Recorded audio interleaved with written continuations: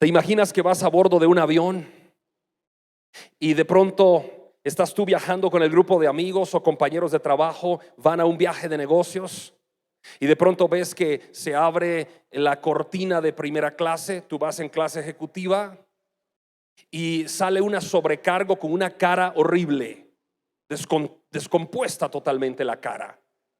Y dice: estimados señores, estamos en serios aprietos, dificultades.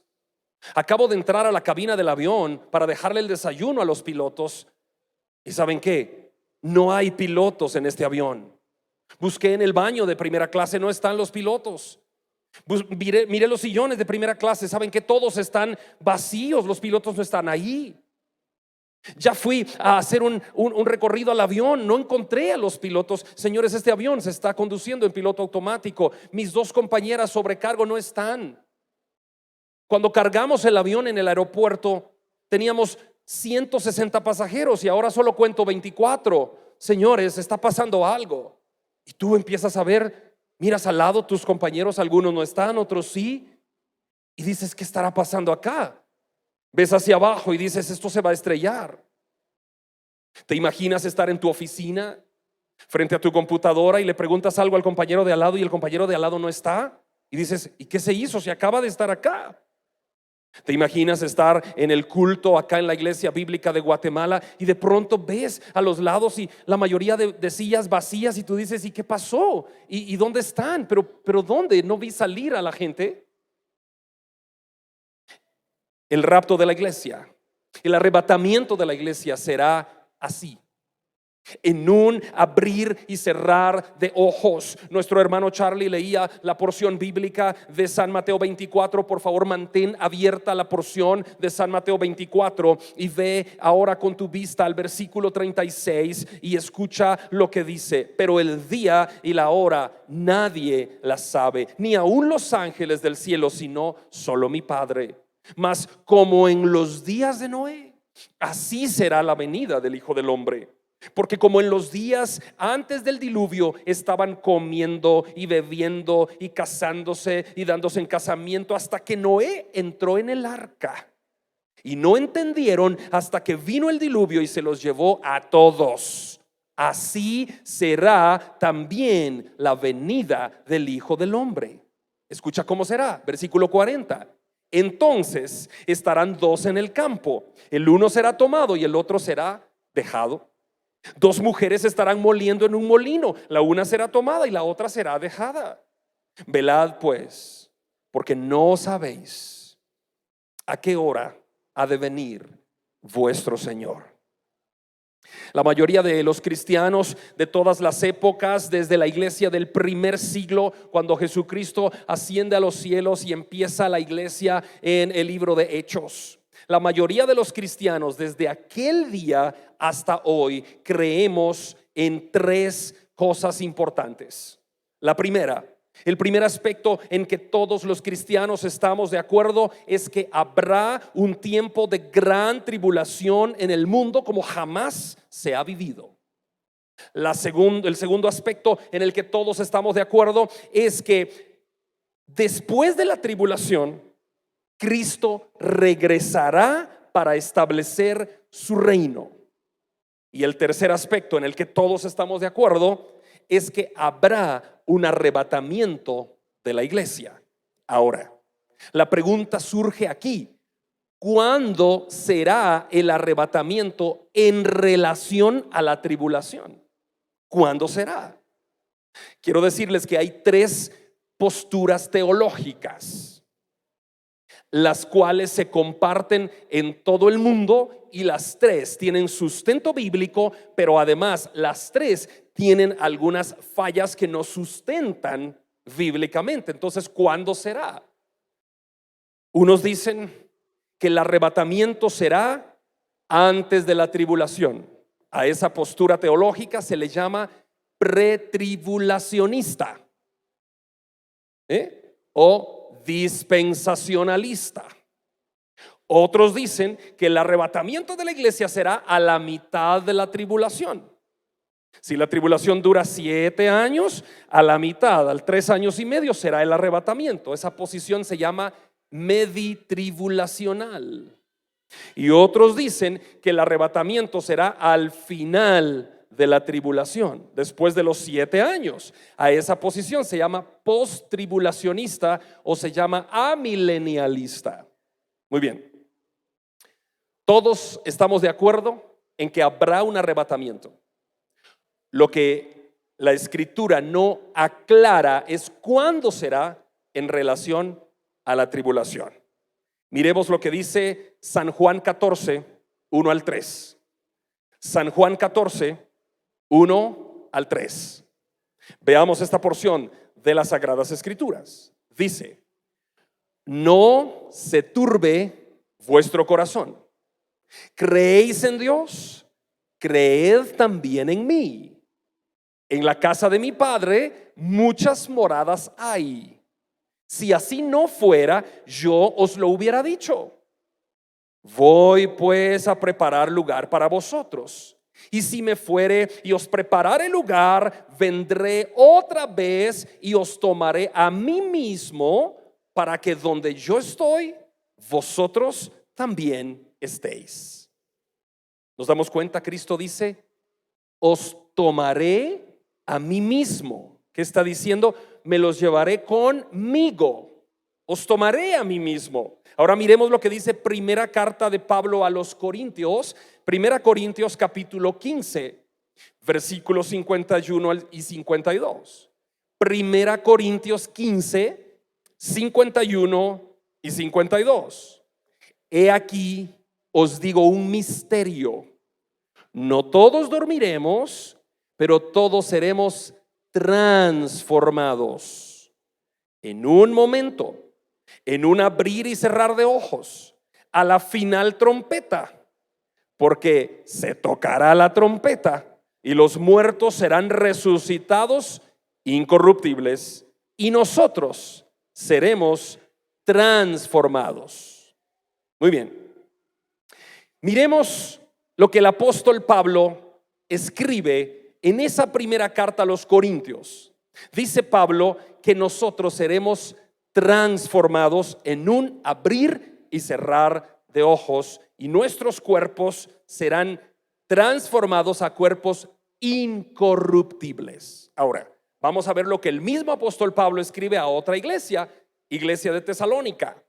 Primera Tesalonicenses 4, 16, 17. Primera Tesalonicenses 4, 16, 17. Porque el Señor mismo, con voz de mando, con voz de arcángel y con trompeta de Dios, descenderá del cielo. ¿Y qué? Y los muertos en Cristo resucitarán primero. Luego nosotros, los que vivimos, los que hayamos quedado, seremos que arrebatados juntamente con ellos en las nubes para recibir al Señor en el aire, y así estaremos siempre con el Señor. Muy bien, el apóstol Pablo nos está diciendo que seremos arrebatados aquí en Tesalonicenses. En Corintios dice que seremos transformados. Jesucristo dijo: no se turben, donde yo estoy, ustedes también estarán conmigo, yo me los llevaré conmigo, os tomaré a mí mismo. Muy bien, en síntesis, nos podemos dar cuenta que habrá un arrebatamiento, que Cristo nos llevará, que Cristo quiere que estemos con Él. Ahora, ¿cuándo será? Ese es el problema. Teológicamente ese es el problema.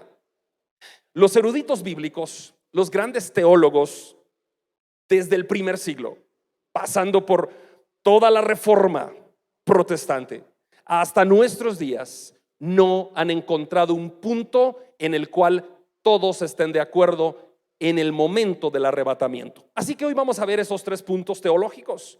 Empecemos entonces viendo la posición pretribulacionista.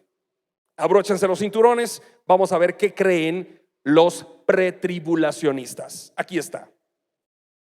Un buen porcentaje de cristianos alrededor del mundo cree en un rapto antes de la tribulación. ¿Se recuerdan la película de Nicolas Cage, Dejados atrás? El cine llevó a la pantalla grande a Nicolas Cage con la película Dejados Atrás, y entonces esa película tiene una posición pretribulacionista en donde dice que el rapto de la iglesia será antes de la tribulación. Muy bien, esta posición dispensacionalista tiene bastante sustento teológico y bíblico. Veamos esto. El pretribulacionismo enseña que el arrebatamiento de la iglesia será antes porque simplemente la iglesia no está destinada para la ira de Dios. En ese momento, la iglesia se encuentra con Cristo en el aire, y aquí en la tierra, dice esa posición teológica, empiezan los 7 años de tribulación, la gran tribulación horrible. Esa posición considera que el arrebatamiento y la segunda venida de Cristo está diferenciada por 7 años. El arrebatamiento acá, tribulación de 7 años, y segunda venida de Cristo acá. La posición pretribulacionista considera lo siguiente: que el rapto de la iglesia, Cristo desciende, pero no hasta la tierra, sino en las nubes, y la iglesia es arrebatada y encontrada con Cristo en el aire, como dice la Biblia, ¿no? Y luego la iglesia sube a las bodas del Cordero, que duran 7 años. Eso dice la posición pretribulacionista. En esos 7 años la iglesia está en las bodas del Cordero, ya fue arrebatada por Cristo, y aquí en la tierra es una masacre total, gran tribulación. Y al cabo de 7 años la iglesia desciende con Cristo. Cristo pone su pie en el monte de los olivos, hay un gran terremoto, Cristo vence al anticristo y a todas las huestes del mal, rompe el pecado de la tierra y establece su reino, y empiezan 1000 años del reino de Cristo en la tierra. Esa posición es el milenio.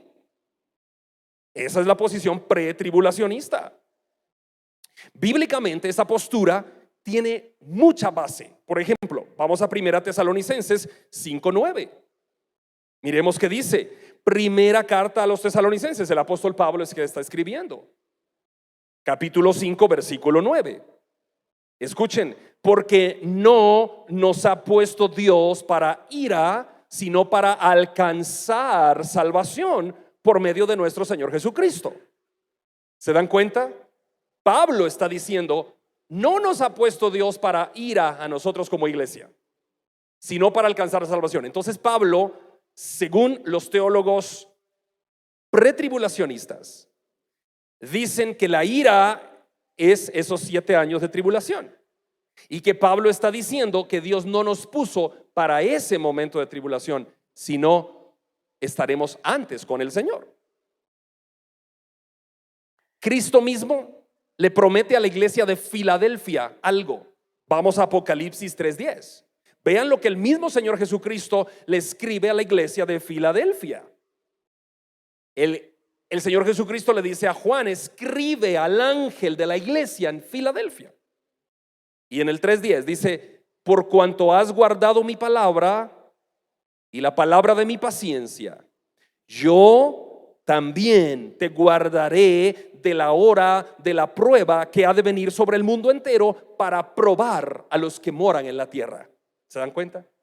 El mismo Jesucristo le dice al apóstol Juan que escriba al ángel de la iglesia, y cuando el apóstol escribe en Apocalipsis 3:10, dice: yo también te guardaré de la hora de la prueba que ha de venir sobre la tierra, para probar a los que moran en la tierra. Así que estamos viendo que la posición pretribulacionista tiene mucho fundamento en las escrituras, mucho fundamento bíblico. Nos damos cuenta de esto. El pretribulacionismo también encuentra apoyo en algo que no aparece en las escrituras, y es que la iglesia no aparece en las escrituras en todo el libro de Apocalipsis. Solo aparece al inicio, en los primeros capítulos, luego no aparece la iglesia y vuelve a aparecer hasta el capítulo 22.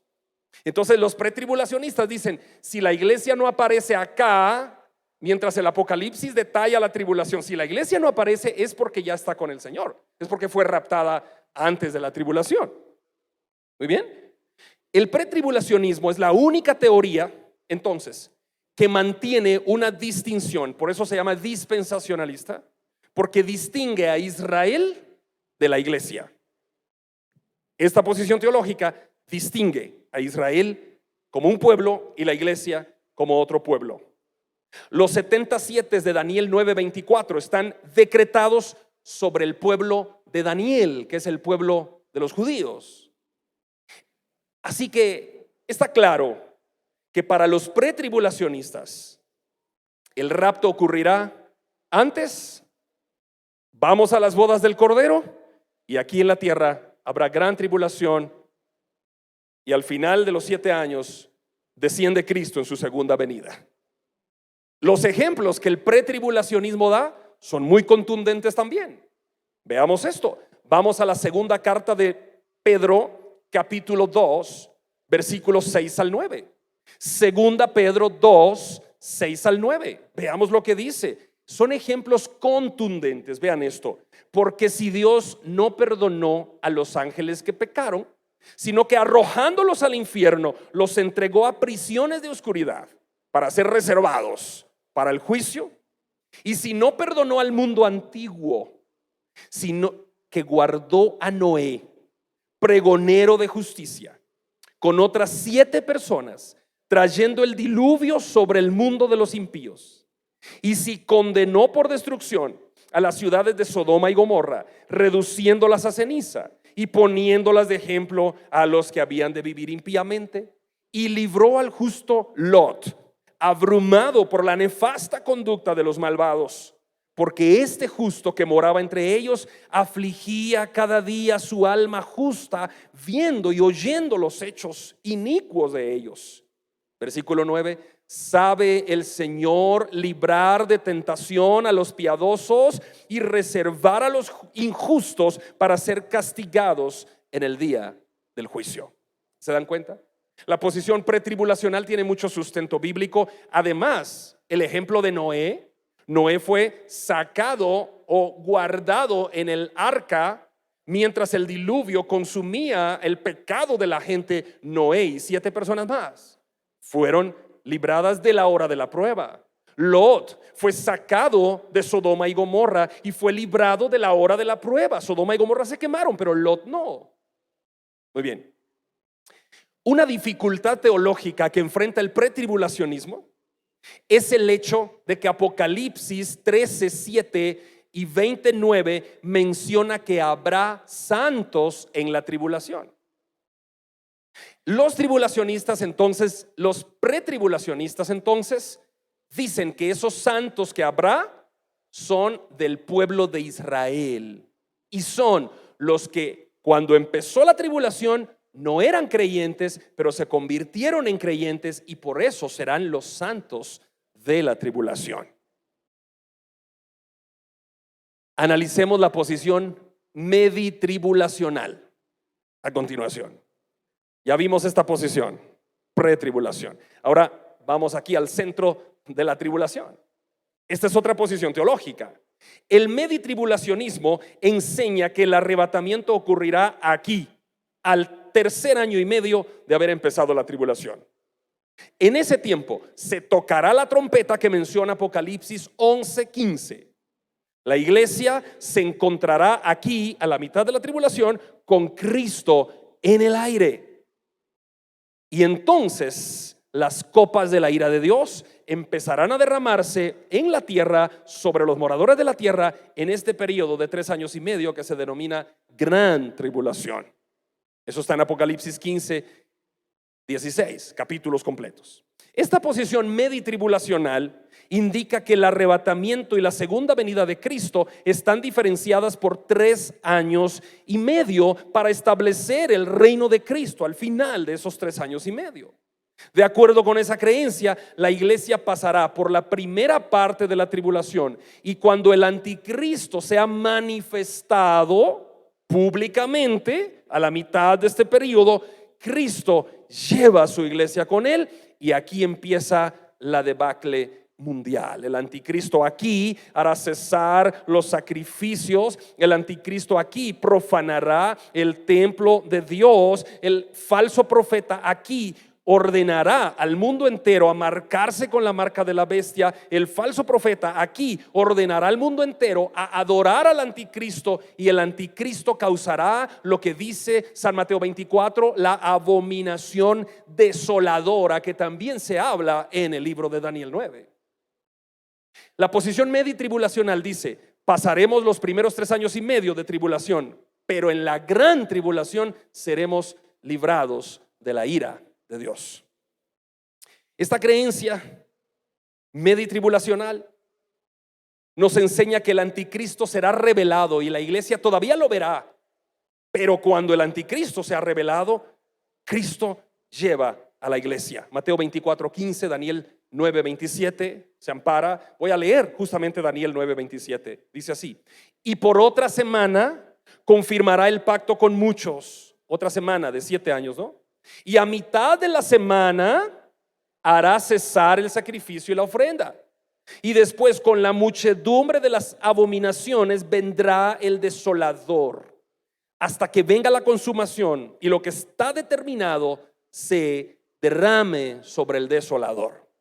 Bueno, los meditribulacionistas creen e interpretan que el día de Cristo ocurrirá aquí. El día de Cristo será el día del arrebatamiento de la iglesia. Por tanto, la iglesia será llevada hasta después de que surja el anticristo en escena mundial. La iglesia es arrebatada, y aquí la debacle total. Seremos librados de que nos obliguen a marcarnos con el sello de la bestia. Seremos librados a que nos obliguen a adorar al anticristo, porque Cristo nos arrebata. Vamos a ver a continuación la posición post-tribulacionista. El post-tribulacionismo enseña que el arrebatamiento ocurrirá al final de la tribulación, o cerca del final de la tribulación. En ese momento la iglesia se encontrará con Cristo en el aire, e inmediatamente que se encuentre con Cristo en el aire, desciende con Cristo. La iglesia que se encontró en el aire desciende con Cristo, y Cristo asienta su pie en el monte de los olivos, y ocurre la segunda venida de Cristo. En otras palabras, el arrebatamiento y la segunda venida de Cristo son simultáneos, en el mismo acto. Cristo arrebata a la iglesia y Cristo desciende con la iglesia para establecer su reino. De acuerdo con esta creencia, la iglesia pasará por todos los 7 años de la tribulación. De acuerdo con esta creencia, en estos 7 años muchos de la iglesia serán decapitados, serán obligados a marcarse. Cuando no quieran recibir la marca, la decapitación les espera. Por eso es que Juan pregunta en el Apocalipsis: ¿quiénes son todos estos y de dónde han venido? Y el ángel le responde: son los santos que salen de la tribulación. Y dice Juan: ahí vi las almas de los decapitados. Estaban adorando al Cordero inmolado. Y esas almas de los decapitados, el postribulacionismo considera que serán o seremos los creyentes de la tribulación. De acuerdo a esta creencia, la iglesia pasará por toda la tribulación. Y cabe destacar algo aquí: esta creencia, la post-tribulacionista, era la única que se manejaba durante los primeros 1900 años de la iglesia. Estas dos creencias son nuevas. Cabe destacar acá que la misma iglesia católica romana, la misma iglesia ortodoxa griega, la misma iglesia cristiana del primer siglo, los mismos reformadores de la reforma protestante, todos los grandes eruditos y teólogos desde 1900 hacia atrás consideraban aquí la venida de Cristo un solo evento: el arrebatamiento y la venida de Cristo. Estas dos posiciones son nuevas relativamente en cuanto al desarrollo del estudio teológico. Uno de los puntos fuertes que ampara que todos pasaremos la tribulación y el post-tribulacionismo es este: Mateo 24, 21, 29, 30 y 31. Se los leo. Porque habrá entonces, escuchen bien, gran tribulación, cual no ha habido desde el principio, ni la habrá. Versículo 29, San Mateo 24. Escuchen lo que dice: e inmediatamente después de la tribulación de aquellos días, o sea, aquí, después de la tribulación de aquellos días, el sol se oscurecerá y la luna no dará su resplandor, y las estrellas caerán del cielo y las potencias serán conmovidas. Versículo 30. Entonces, hasta aquí, al final de la tribulación, aparecerá la señal del Hijo del Hombre en el cielo. Y entonces lamentarán todas las tribus de la tierra y verán al Hijo del Hombre viniendo sobre las nubes del cielo con poder y gran gloria, y enviará a sus ángeles con gran voz de trompeta para juntar a los escogidos de los cuatro vientos, desde un extremo del cielo hasta el otro. Eso está muy claro en una posición post-tribulacional. También el libro de Apocalipsis, con todas sus variadas profecías, solo menciona una venida del Señor, no dos. Una venida del Señor. Actualmente, los teólogos, los eruditos y los maestros bíblicos no coinciden en una posición. Los posttribulacionistas también señalan que históricamente el pueblo de Dios ha pasado épocas de intensa persecución. Los posttribulacionistas dicen que solo cuando hay persecución grande es cuando la iglesia es tamizada, es sacudida y filtrada. Solo cuando hay gran persecución la iglesia está de rodillas delante de Dios y es purificada. Una falla de la posición post-tribulacional, una falla teológica, es la que se encuentra en Romanos 8:1, que dice: ahora pues, dice Pablo, ninguna condenación hay para los que están en Cristo Jesús, los que no andan conforme a la carne, sino conforme al Espíritu. Obviamente, Pablo está hablando de algo espiritual. Ninguna condenación hay significa no iremos al infierno, pero no significa que no podamos pasar por tribulación. Mientras que algunos juicios durante la tribulación son dirigidos específicamente a los que no son salvos, otros, como los terremotos, la caída de las estrellas, las hambrunas, las pestes, el COVID y todo esto, está dirigido a los que también somos salvos. Una debilidad más de la posición post-tribulacional es la enseñanza que ignora la singular naturaleza de que la tribulación durará 7 años, porque para muchos amilenialistas o post-tribulacionistas estamos ya viviendo en la tribulación y estamos ya en este periodo tribulacional. Desde que Jesucristo ascendió al cielo, empezó el pueblo a estar en tribulación. ¿Cuándo será el arrebatamiento de la iglesia? Como pastor de la Iglesia Bíblica de Guatemala, ¿cuál es mi responsabilidad? Tú me conoces bien, y tú que has asistido a la iglesia fielmente, sabes que yo predico la verdad de las Escrituras. No diluimos la Biblia aquí. Entonces, ¿cuál es mi posición? ¿Su posición es pretribulacional, hermano Andri, o meditribulacional o posttribulacional? Díganos, por favor. Mi posición es una posición basada en las Escrituras. ¿Y cuál es la posición basada en las Escrituras, hermano Andri? San Mateo 24:36. Pero el día y la hora nadie lo sabe, ni aun los ángeles, sino solo mi Padre. Mas como en los días de Noé, así será la venida del Hijo del Hombre. Justo ese mensaje, ¿cómo era el mundo en los días de Noé?, lo voy a predicar de hoy en 8. No te quedes en la casa, por favor. Sé que hay muchas cosas que hacer los domingos, pero no te quedes, aprendamos juntos. Veamos dentro de 8 días cómo era el mundo en los días de Noé y comparemos cómo está el mundo ahora.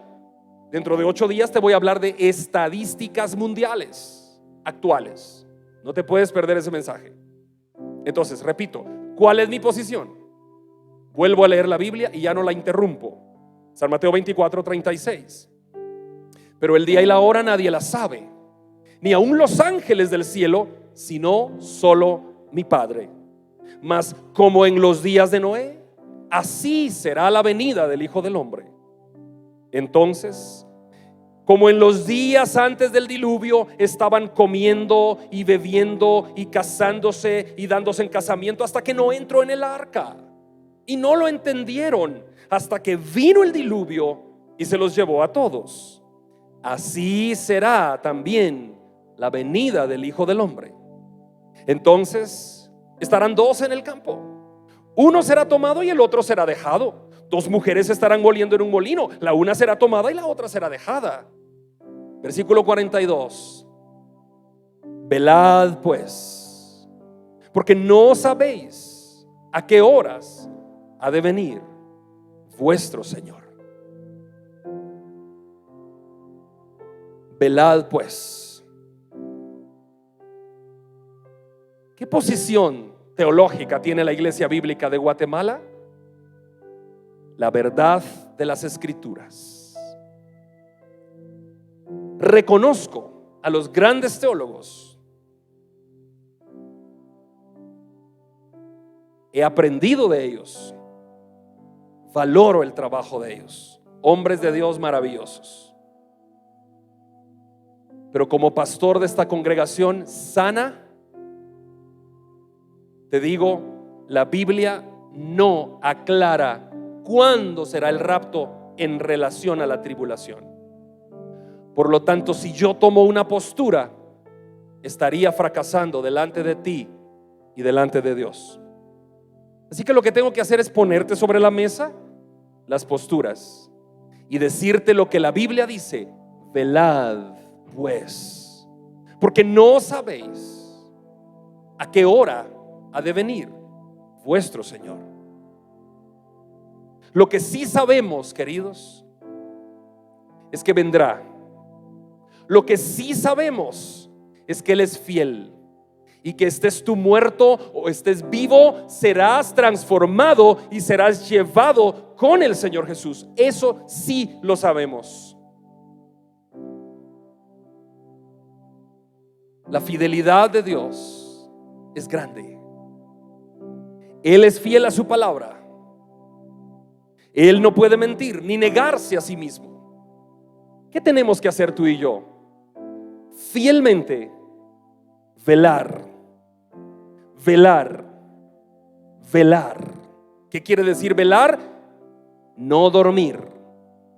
Eso quiere decir velar. No dormir. En otras palabras, tienes que estar despierto en tu vida espiritual. Despierto. Porque no sabes, Cristo puede venir hoy. Hoy. Si yo tomara la posición post-tribulacionista, tú dirías: bueno, entonces Cristo no viene todavía, porque falta toda la tribulación. Y entonces te relajas y te vas al mundo. Pero Cristo puede venir hoy. Si yo tomara la posición medi-tribulacional, tú dirías: bueno, esperemos que el anticristo surja, y cuando ya empecemos a ver las campanas que surge en la marca de la bestia, ya está pronto el Señor a venir, ahí nos santificamos y nos vamos. Lo que es cierto es que desde la iglesia del primer siglo hasta hoy, la gente creía que Cristo podría venir con inminencia. Así que, si tú me preguntas como individuo, ¿cuál es la posición que yo considero que es la más apta para velar en oración y esperar a Cristo? Es esta. ¿Por qué? Porque esta posición pretribulacional nos ayuda a mantenernos velando y orando. Pero mi deber como pastor es decirte la claridad de las Escrituras y decirte que Dios es fiel. Aunque todo falle, Dios es fiel.